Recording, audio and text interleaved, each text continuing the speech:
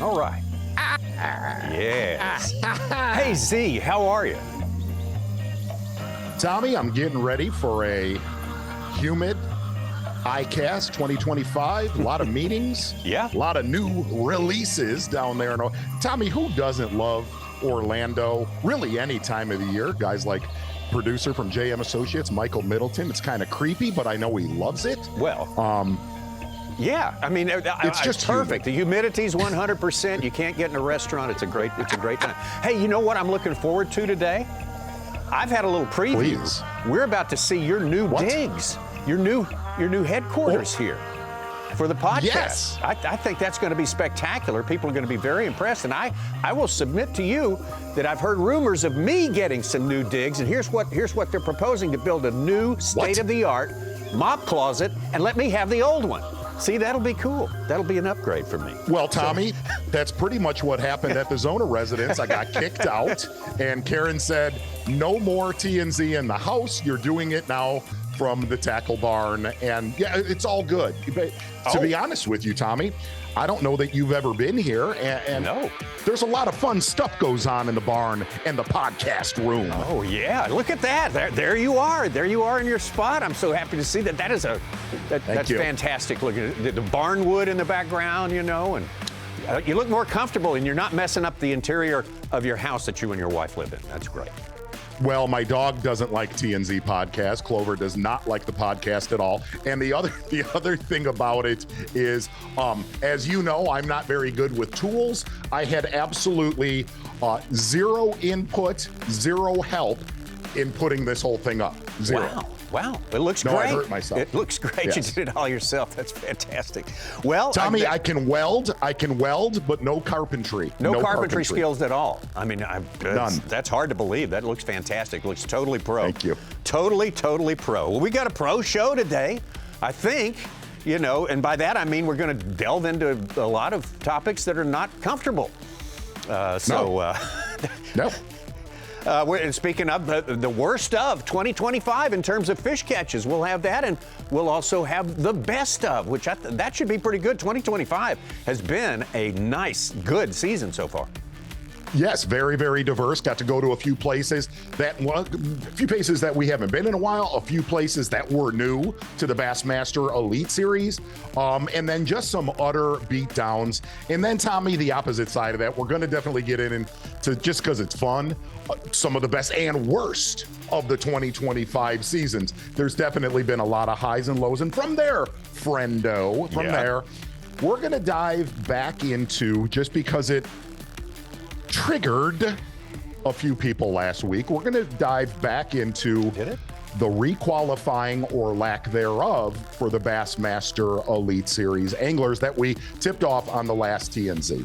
Yeah. It's all in the service of transparency to make it more understandable. I don't know if we got the job done last time, so we're going to circle back around and see if we can't do a better job at that. So I think that's going to be fun. Both of those topics, maybe a few other things. We're also going to have a little preview of what's coming up next week. Big news from the Bassmasters. It's an annual event that's much anticipated.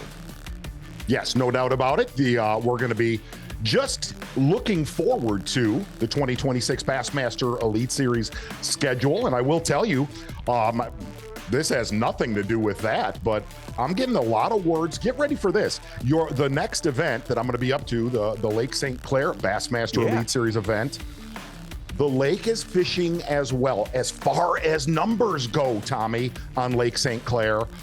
And I know I just took a total right-hand turn right there. Yeah. St. Clair is fishing as well, as far as numbers go, probably the best right now than it has in the last 15 years. Talked to friend Scott Dobson. He guides up there. We're going to have a big event. The fish are finally starting to group back up. So looking forward to that event. Well, that bodes well for Bassmaster Live, our Bassmaster Live coverage, which you are going to be a part of. I look forward to that. But right now, let's look forward to something that's regular about this time in the podcast. We go with you, and we go with some Strike King info. Yes, and I might actually get in trouble for the first one because it's being released at ICAST, and I'm jumping the gun a little bit. Big hats off to Ed Foster. He won the double up pack of the Strike King baits. Right. Number one, The new KVD, new and improved KVD Lose Elite Baitcaster. Here's the best thing about this. Stronger, lighter than the original KVD Baitcast reel. The other thing, and Tommy, I talked about this earlier in the season when I talked about the Lose Custom Pro reel having a Paramag braking system in the inside of this, okay? Yeah. Basically, here's what that Paramag braking system does. Less backlashes. It's almost like literally like you need to try to backlash any of the Lose Paramag braking system reel. So the KVD Elite Baitcast reel, again, coming out at ICAST. Here's all you got to do if you want to win all the fun prizes today. I'm ready. I just want you to go to my Instagram and tell me how much you love Orlando in July. The person that I feel loves Orlando the most or the least, they're going to win that right there and some of the other gifts that we're going to go through today. Tell me how much you love Orlando. Mark Zona, Instagram or Facebook. Let's go. That's a simple assignment. There's some sarcasm in there, Tommy. I understand. There's a little bit of the S word in the background, but hey, that's present everywhere in our podcast, week in and week out. No doubt about that. So, with that in mind, we'll be back. We were going to get into our Sink and Swim Part 2, a discussion, a freewheeling discussion of what it takes to remain in the Bassmaster Elite Series, and maybe this time around, to requalify, maybe this time around we also compare it to some other sports. How is it different? How does it differ? Let's just start. You're an expert on Major League Football. I mean, you've got a salary cap, and you've got a roster limit, and the rest of it is just up to the owner, right? And the manager. 100%. Yeah. And let's kind of let's take a look at that list that we put up. Yeah. That sparked a few. Okay. Yeah, we start with that. Sparked a few anglers. It sparked a few fans. And look, here's the other side of this for anybody that's watching TnZ. This is not a list that Tommy Sanders and Mark Zona and any of the production crew created. No. This is a list of reality. Okay. Yeah. A couple things to highlight about this list.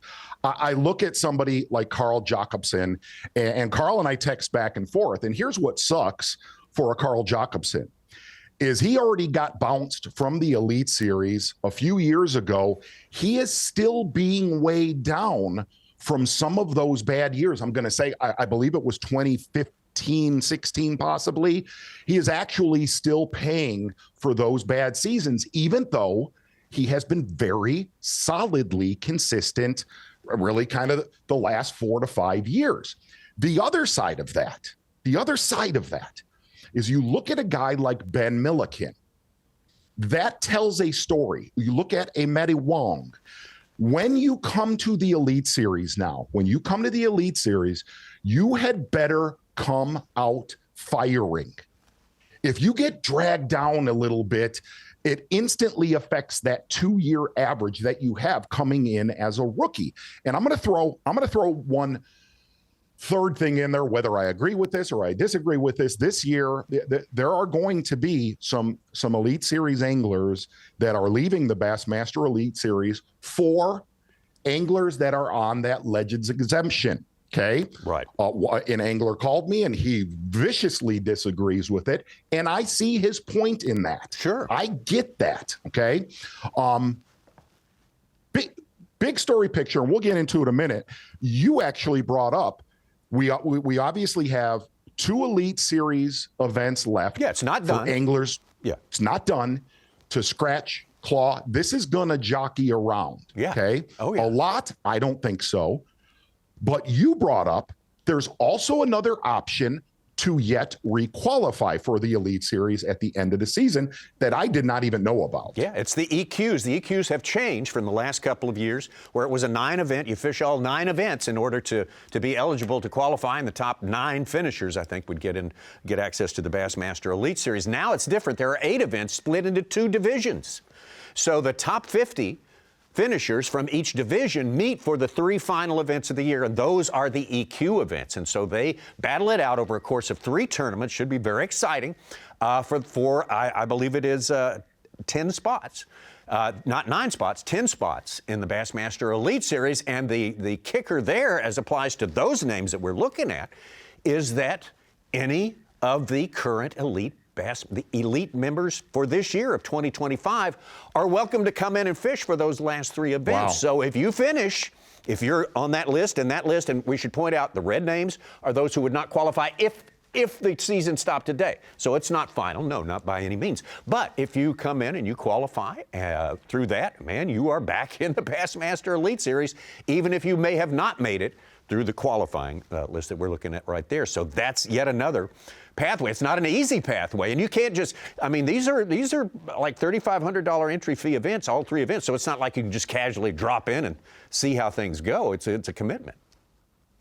And Tommy, actually, look, this list sucks. For lack of a better word, this sucks. Yeah. There are young anglers on here you don't want to see, but then again, and I actually brought this up in our little production call, and I actually thought about this, and I brought it up to some folks at Bass several years ago. You see names like a Mark Menendez, you got guys like Chad Pipkins. He's fished forever. To a Bernie Schultz.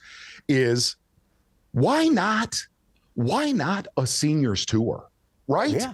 Who doesn't want to see Rick Clunn against Larry Nixon on the Arkansas River, man? Yeah. I'm not talking a 9 tournament schedule. I think a seniors tour, whether it's 4 events or 5 events, that we can still see these anglers that we have watched the last few decades perform. I think that would be something, to me, this is just my opinion, I think that is something not only that is viewer friendly for a lot of our Bassmaster Live fans that are our age, or younger anglers that might, they've never seen Larry Nixon fish. Sure. Or not only that, and a very sellable product, man. Would be something, if I was a marketer in the fishing industry, I would look at something like that, and I think it would be fun. But hard list nonetheless. Yeah. It's a very, very, very tough to look at. And the thing about some of these names you mentioned, beloved heroes through the years. If you fish for enough years, you're going to have some bad ones. Sure. You get to drop one occasionally, but there's not enough drops available in some of these cases, and that's another thing. But yeah. It's a hard thing to take any way you look at it. You look at the other sports. I mean, my gosh, it's so different. It's different from all of them, and they're all different. Baseball. Talk about baseball. I mean, they don't even have a salary cap. I mean, the manager says what happens, you have a roster size, no salary cap. That means you have an L.A. Dodgers who have a salary of $350,000 and the Marlins of $350 million and the Marlins $70 million. So it's either Wild West or it's so complicated you can't keep up with it. The true fact, and I said this on the last podcast, is the true fact, quote, if this is a sport. I've been lucky enough to hang around guys that were professional athletes. Professional sports, actual professional sports, are the most cutthroat thing and especially when I learned the inner workings of you either perform or you are replaced. Right. And we talked about this. We talked about this yesterday. The turnover is going to happen. You're going to see the turnover happen so fast, and you are going to, sadly, you are going to see household names that have been with us that we have worked with for 2 decades, but they've been with the Bassmasters for longer than that. Yeah. They are going to be replaced by young hammers. Yeah. That is what a sport is. Yeah. Sadly. It is. So, regardless of how loyal you've been to all of those questions like that, it's still just very, very sad. Now, let me propose this to you. The other sports like golf has this 44 different ways to get your points in, and they have things like Monday qualifiers at certain events. You can come in, fish a qualifier, go for a couple of spots in a tournament, and then if you get into that tournament, do well, you can up your points, change your points. It's completely you cannot track it all. I mean, should we they have tournaments where there are sponsors exemptions withheld so that more people can get in? You know, and this is that's an enticement to sponsors because they get to choose who gets in. But I don't know. Is all that stuff worth pursuing? I always thought that, because you can go back to some FLW days. I always thought sponsor exemptions are weird, very strange. I never agreed with that. I thought that was just kind of quirky. I actually got in a tournament off of a sponsor exemption 2 decades ago, and I thought it was weird and jacked up then. It's actually where I met Mike McInnes on Lake St. Clair back in the day. Boy, how did that turn out? Don't get me wrong. I went and won me a little pile of 10 grand, but did I think it was fair?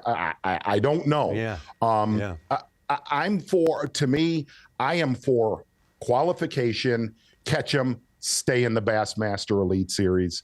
And dude, I need to say this. I feel sorry for those anglers on that list. I was a little bit callous when I said, put fish in the live well and keep your job. But that is actually what it comes down to. Here's the thing. Because you're a good dude and a great promoter, okay? Do you deserve to hold that seat over a young angler that is just right now at the top of his game and better at tournament fishing possibly than you are? I don't feel that. I don't. Yeah.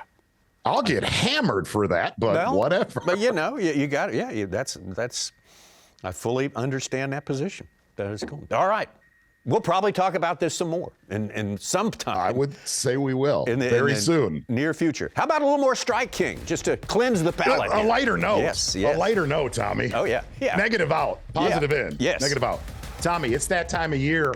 Water temps creeping around the 80s, the 90s. Strike King Zeus worm. Here's the best thing, Tommy. Look at the size of that python, right? Strike King Zeus worm. If you're dragging a ledge on Kentucky Lake, if you're dragging a little shell bed, possibly on Wheeler, maybe Gunnersville, right? An outside grass line. The great thing about this worm, Tommy Sanders, very actually slender up at the top, so you can get a powerful hook into them. Mm-hmm. But I'm talking that right there is a piece of meat. Literally, Strike King 12-inch Zeus worm. Get them now, because it's that time of year. And by the way, how about green pumpkin? Green pumpkin, Tommy, your favorite color. Green pumpkin, Strike King Zeus worm, going to one of our viewers today. Yeah. Today. Zeus worm, man, go big or go home. That's the message right there. It. Absolutely. Good stuff. Good stuff. All right, as promised, we are going to look at some of the best and some of the worst of this season, which is just 2 events remaining, but it's been quite memorable all the way through the year of 2025. So why don't you hit us with your first 3 favorite catches of the year? 2025, number 1 was an absolute display of power. It was a display of power on a one Lake Okeechobee. Number 1, and I'm just going to let it ride. Brandon. Oh Holland. my gosh. Yes. Stay on there. She's got one hook. Don't you jump.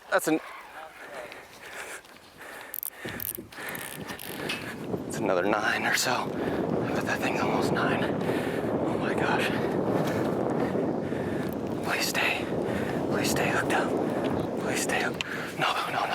Oh, I got her. I got her right here. No. Come here. That one's bigger than the last one. Oh my gosh.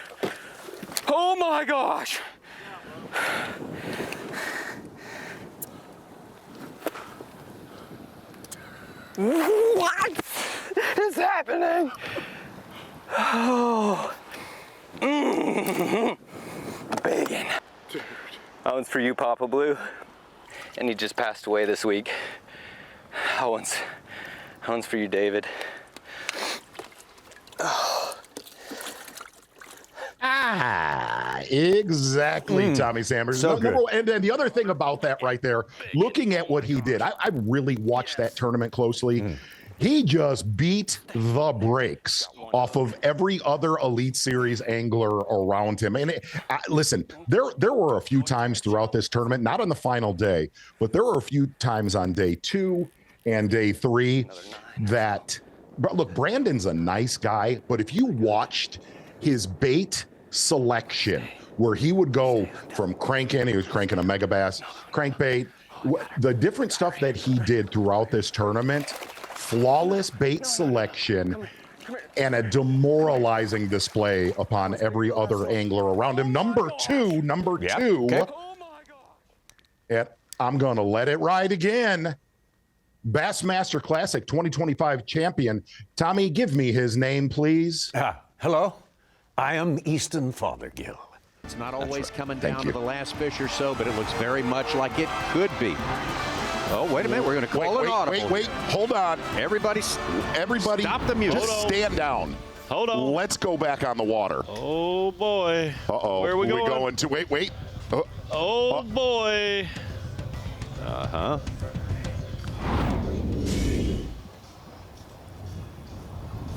Got her. Come on, baby. Get out of there. Big and giant. Giant! Come on!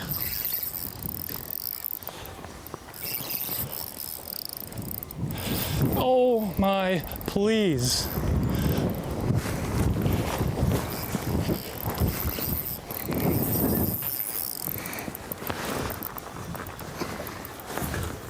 Come on.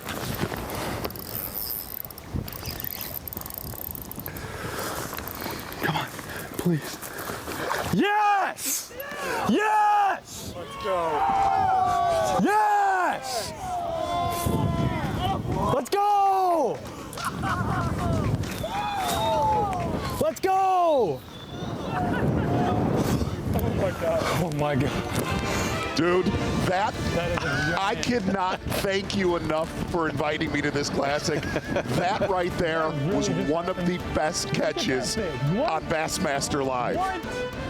Unbelievably close. Oh, heck yeah. Tommy, was some of that commentary from us on the set or some of the spectator boats? Great stuff right there with Easton Fothergill. Literally the last 30 seconds. I mean, what would you, if you had to draw up the perfect catch for TV, a last-minute 8-pounder at the Bassmaster Classic? We'll never see that again. We'll never see that again. And what was really cool about that catch, you could tell when that fish showed himself all bowed up and whatnot, you could tell when Easton goes, come on, he totally knew if he landed that bass, he was going to win that tournament. Great catch, great way to end the Bassmaster Classic. And not only that, truly turn around Easton Fothergill's season. From there, number 3, why don't we just slip up down the road couple miles. Good verbiage right there. Mm-hmm. Tucker Smith, Lake Fork. Golly.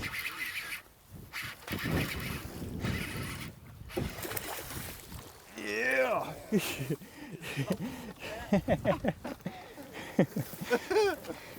I still know how to throw a bait caster, boys.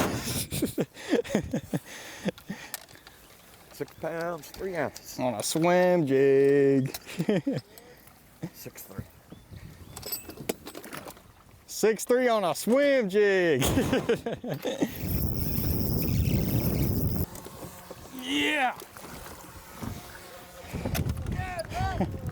Well, Yeah. looking at what Tucker Smith did on Lake Fork, big event from somebody we thought would do good on the Bassmaster Elite Series. Caught 9,300 pounds on a jig head minnow, but there was something that I really just like, that swim jig fish. Tommy, I'm not going to lie. I'm not a jealous human being.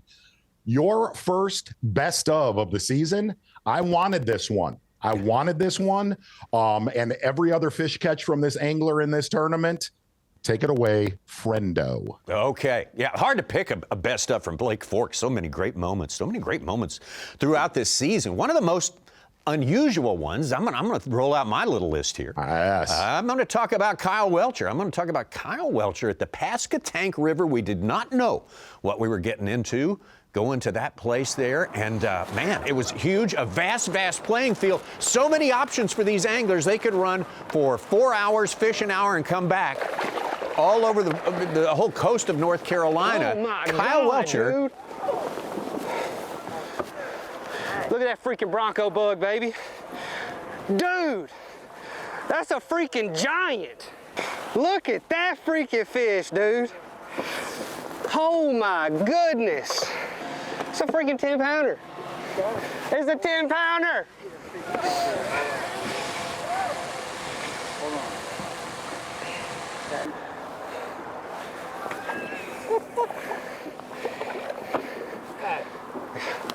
Golly, dude.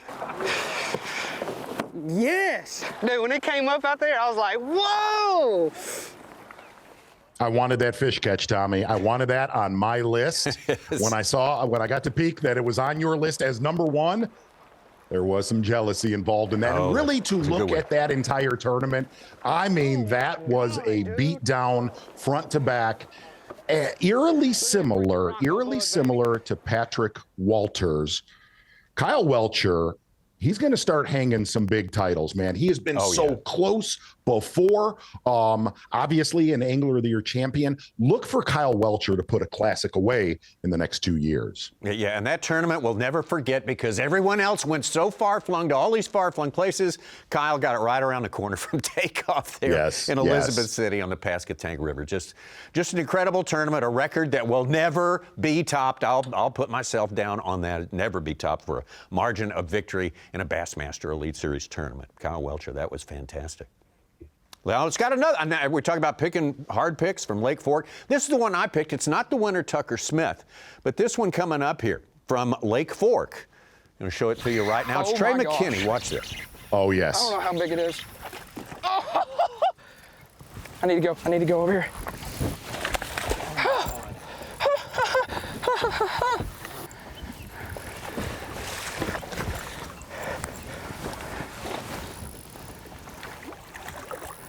How big is that? Come on, baby.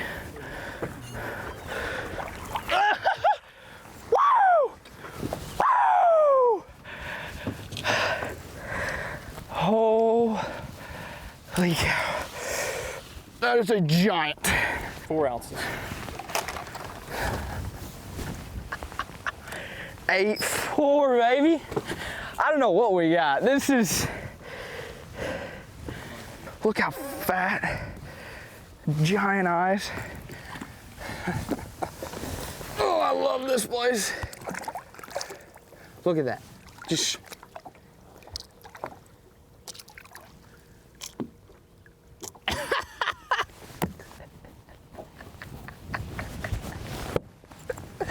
$38 pounds in a Bassmaster Elite Series tournament. That was like, I'm like, oh, and it's like. Tommy, can I ask you a favor? Yeah, go ahead. Can I ask you a favor? Yeah. Is there any chance the JM crew down there, I don't like to put extra work, is there any chance we could get some sounds that he makes during the fight and after he catches one? It is discombobulated awesomeness. It's a whole new language. It's a whole new language. Yeah. It's a whole new world, Trey McKinney. We need an extended play of that just for the TnZ podcast. I will talk it up around here. That's a great catch, 8.4. I mean, is not unheard of on Lake Fork, but the reason I chose that is because that represents 2 visits to Lake Fork, 253 pounds of bass. Wow. Think about that. Wow. Try to get your head around that. Trey McKinney. You talk about another guy who's going to rack up some big titles in the years to come. Yes. There's one of them right there. Look how fat, giant eyes. The Texas trip was great. The 2 stops in Texas couldn't be more different in terms of poundage and in terms of the setup and in terms of competition. But it was a great competitive event. Also, down there on the Sabine River in Orange, Texas, a great spot. And we're going to take you there right now for my other big catch of the day. Big catch of the year so far. And right there, right between the goalposts there, that was the first keeper of the final day for Pat Schlopper. He was trying to win this thing, came in with the lead, about a 2-pound lead. And I went down to the takeoff, and everyone is so happy just to have made it. Every time you go down there, they're 10 happy guys every time you go. Except Pat, his eyes were as big as saucers. I think he was just a little bit overexcited, maybe a little bit anxious, but that first catch got him all slowed down and, man, put him in the groove, and he went to work with that buzzbait. And, yeah, that was a small weight tournament, but, man, oh, man, it was fun. It looked big on that final day for Pat Schlopper, and it was big for him. Absolutely. And you have to really look at, he tried to get that, to keep that buzzbait, just to get it to fire, where he even made, a lot of his commentary throughout the tournament was he felt a lot of anglers in the same areas. A lot of these anglers were on top of each other or rotating areas. He felt a lot of anglers were fishing too slow, too methodical, where he got aggressive with them, got the buzzbait bite going on the final day. Even though those were not the biggest catches of the season, like you said, absolutely enormous for this angler from Wisconsin. And Tommy, I will tell you, watching a lot of the Elite Series this year, across the board, there have been unbelievable moments so far in 2025. Unbelievable. Just look at the six, flurries that we just went through. There's been a load more. Very diverse season so far. Oh, yeah. So many great moments, magic moments, and no doubt we will probably have part 2 of both of these lists that we're dealing with today coming up before this year is done, year of 2025. But right now, let's take a pause. And you know why, Z? Are we going with Strike King or lose? We're going to go with Strike King. It's just because Van Dam is in my barn right now, and he made me put up any signature bait or reel that he endorses. No, all honesty, right here, if you throw the XD series, right, whether it's a 5XD like this one right here or the 6XD, it's the new KVD Elite line of crankbaits. Okay. He's got an elite line of jerkbaits, but these crankbaits, the amazing thing, very, very premium hooks, but more so than that, Tommy Sanders, the paint schemes for the new KVD crankbait series, absolutely unbelievable. I actually texted him. I got a load of these in, and I'm getting ready to head up to Minnesota here. Eventually. The color schemes that he did, absolutely incredible. From shad patterns to bluegill patterns, the KVD Elite Series crankbaits, very, very high quality. That time of year, friendo. Yeah, yes, absolutely. Cranking deep. Taking it deep. Z, but before we move on, I want everyone to see, we started talking at the top of the show about your new digs right there. There's an expanded view. Look at that. That's a perfect little home base right there for the operation up there in Michigan. Yes, big thanks to the Scorpion, Karen, for helping set all this up. And this is pretty much where I live from now on, Tommy. I love it. There's a few things going in the industry, and if you want to snap off even a new podcast, we can do fantasy football. I don't care. I can do it right here. You got the facility. The facility's ready to go. I got the facility. We're good. It's like the AT&T Stadium of podcasts. I will put it that way. Not really, but yes. Okay, you can't have the best of list without including a little balance there with our maybe the worst of, or at least the most unfortunate of happenings out there on the water. So let's kick it into it. 2025 worst catches. Tommy, this is a weird one. I'm actually going to snap it off with Gerald Swindle with a best catch that turns bad. Okay, stand by. Big one. Stay on, baby. Stay on. Watch that metal. Watch that metal. Watch the metal. Watch the metal. Watch the metal, G. You got it, G. You got it, baby. You got him. You got him, baby. Through the metal. There you go, brother. 6'4", broke down and still athletic. Can move in the bedroom and the dance floor, ladies. I got what your 25-year-old thinks she can handle, but your grandma can't stand. And a few moments later, this would happen after that good one from Gerald Swindle. Great catch, poor decision. Just acting weak. He won't be in there long. I'm going to cool him. Yeah. So he just made a cast. 6 fish in the As you've live seen it, well. my bait went out and touched the water, so that was a legal cast. There's a tournament. It's over. I can't make up for that. Hey, Joe. Lisa, I had 6 fish in a boat. I made a 6-foot cast. My bait touched the water, so I am due a 2-pound penalty. I have called back to the smallest fish. Okay, thank you for letting me know. All right, see you. That's it. Not good. Not good right there. And at that time, Tommy, obviously at that time, first off, number one, watching him throw that topwater bait around those docks, dude, he might be up there in years fishing the Bassmaster Elite Series. He is still, if you watch him fish mechanically, like it is unbelievable, his casting accuracy. The other side of that,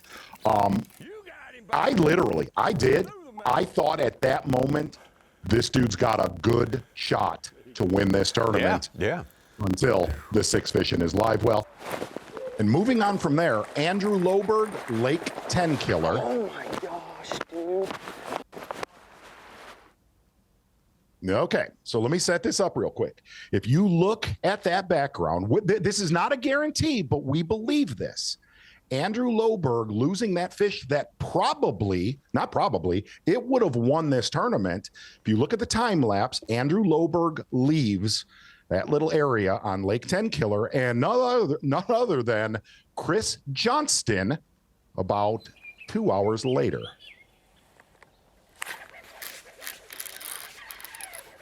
Come on. Good one. A big one. Oh, come on. Yes! That's what we're after. One of those go a long ways on 10 Killer.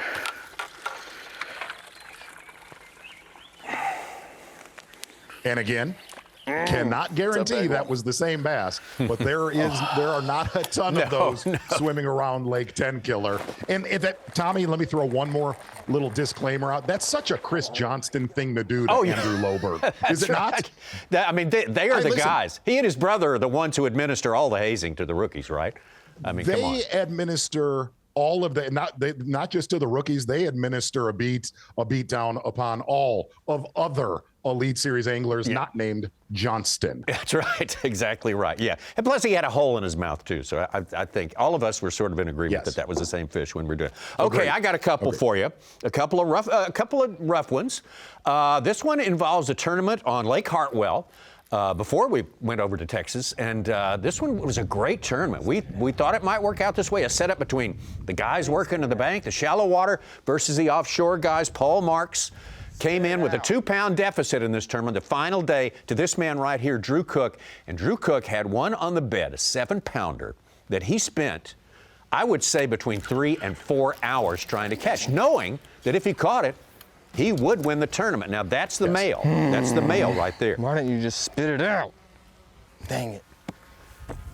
Gosh, I hope that doesn't ruin it. He would not let it go. Meanwhile, all this is happening. Marks is out there putting on a clinic of how to catch them deep out there on Hartwell. And okay, so Drew at this time has got a limit. He might have a chance even without catching that 7-pounder, but in hopes of catching that one, he puts the male back in there. And he says, you heard him say there, bold strategy. Let's see if it pays off. Did not end up paying off for Drew Cook. But I'll tell you, we have seen that before on the Bassmaster tournament trail. We've seen it in years past. And that, honestly, he never caught that 7-pounder, but you were glued to him fishing for that bass for as long as he did. I never saw 4 hours of futility that was more entertaining than that. And he talked us through every tactic he uses, and he's the best in the business at that particular kind of fishing. It was a bad moment, many moments, but also a great television show. Well, he actually texted me after the tournament, literally 2 hours after the tournament, and he texted, "Sorry, Z," and I said, "Dude, it was really good TV." It was great. For what that's worth to you, yes. Which it is worth something, I think. Okay, one more to show. This one doesn't take long to see. It's Scott Canterbury, Lake 10 Killer, our last event here. Hooks up on a good one for Lake Tenkiller for sure. And hey, I'm over here now. Whoa! There we go. He jumped in the boat. That's crazy. He's not that big as a smallmouth finally. Oh my gosh. He jumped in the boat.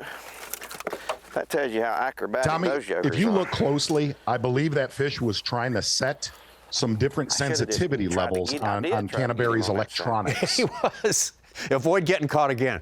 No doubt about that. Exactly. I mean, the main thing we love is people falling in the water, but second to that is when the fish jumps on the other side of the boat. I think that as far as our, most entertaining, funny mishaps, bloopers, if you will. Great moments through the year so far, and great moments with 2 tournaments left. So those were some of the highs and definitely some of the lows throughout the season. Absolutely, yeah, and I bet we'll do some more of those because that season is a bountiful. He's a cornucopia of material like that. Well, we're getting close to the end here. I think we've started out with a horrible topic, one we hate to talk about, but one which must be talked about. We've had some good catches, we've had some bad catches, and so forth. Now, look, we can look forward to something that is a tradition each and every year. It's a big event that's going to happen next week. It's when the Bassmasters rolls out the season schedule for 2026, and we can't wait because that kind of gives us a clue as to making our predictions, places. Maybe we're going to go some places I won't say never been before. One of them we've never been there with the elites before, and the other one we haven't been in forever. Tommy, I'm not in the loop anymore. I understand. I think the word surprise is what's going to happen when that schedule comes out on Monday next week. Surprise location to start the 2026 season. Yes. And 2 states Bass will not be going to next year. Going to be some surprises, lots of surprises. Again, it's all going to be rolled out. We'll have a big rollout show for you on Bassmaster.com when that is rolled out on Monday. That is next Monday. So that's fine. I think we covered a lot of ground here, Z, today on the big show. Tommy, I think we did. And again, I will miss you. I will miss you, friendo, in Orlando. Yeah. And look forward to the next TnZ after that heat bath that we're going to have down there. I might not miss that a whole lot myself, but I will miss seeing you. But we will talk again very soon. We will have a podcast when you get back. And until then, so long.